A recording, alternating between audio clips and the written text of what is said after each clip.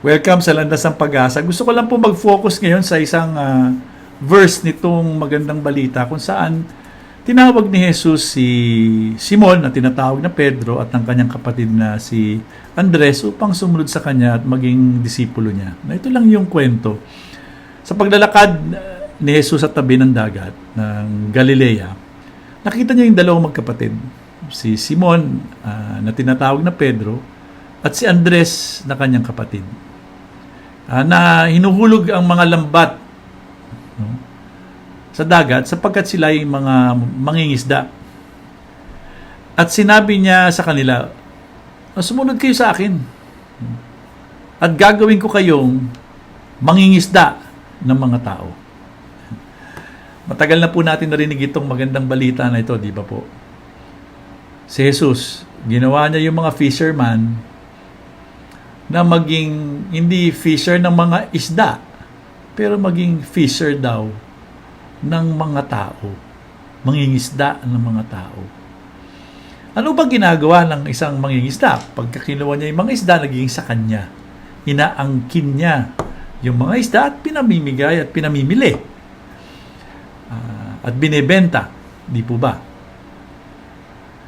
Ito po yung gustong malaman ni Jesus sa mga taong nakikinig sa kanya. Ito ay si Pedro at si Andres, na mula ngayon maging mangingisda sila ng tao.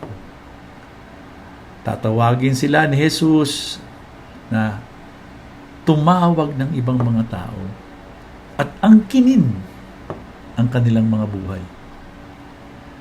Para naman di ba? Grabe naman yan, para mananakop yung mga disipulo. Magiging mga sakim na politician. Kung ano man. Kasi mananakop ng tao. Pero ilang pag-iisip po natin at pag-isipan natin ito, ang una pong nangisda ay si Jesus.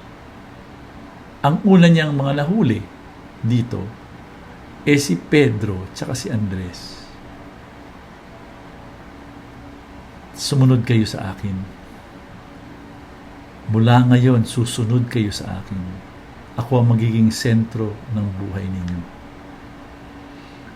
Alam nila Pedro at ni Andres, ano ibig sabihin ng panghuli ng isda?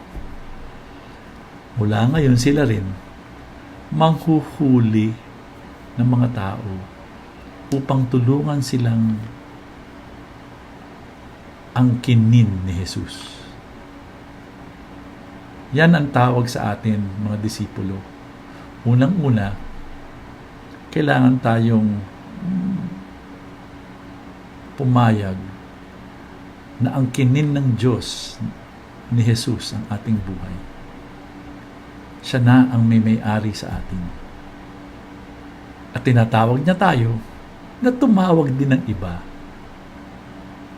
upang si Jesus din ang maging sentro ng kanilang buhay. Minsan po, di ba, isipin mo, ano ba naman ito? Si Jesus, sentro ng buhay ko. Ano ibig sabihin yan? Ibig sabihin po niyan, pag sinentro nyo sa buhay ninyo si Jesus, magiging sentro ang pag-ibig, ang pagtulong sa kapwa, ang pagiging matapat, ang paggawa ng tama kahit na mahirap. Yan po ang ibig sabihin pag inangking ka ni Jesus.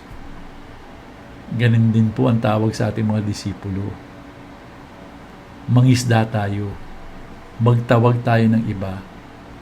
Kasi ang pinakamasayang buhay, ang pinakamakahulugang buhay, ay ang buhay kung saan ang buhay natin ay angkin ni Jesus. Para bang mga isdang nahuli, sa Kanya na tayo. Sana po, itong magandang balita na ito ay mag-encourage sa inyong lahat. Okay lang na angkinin tayo ng Panginoon. At okay lang tumawag ng iba at sabihin sa kanila, huy, magpaangkin ka na kay Jesus. Siya ang makakapagbigay sa iyo ng buhay at kahulugan sa iyong buhay. Amen. God bless. Sana may natutunan kayo dito sa maikling